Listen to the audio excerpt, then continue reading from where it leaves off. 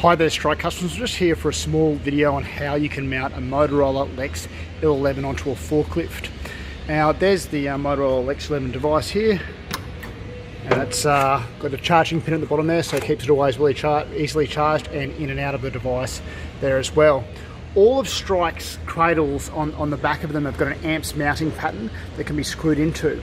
Now Strike is an OEM partner of RAM, and so RAM's mounting solutions are really excellent in regards to this kind of thing. So the full mounting spectrum of RAM mounts are compatible with Strike's Alpha cradles. We'll just go around the back here and have a quick look from this direction.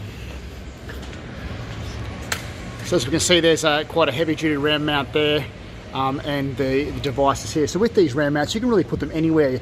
They either clamp on to certain areas on your forklift, or there's also magnetic and also adhesive mounts available as well. Just talk to the Strike team about what your needs are there.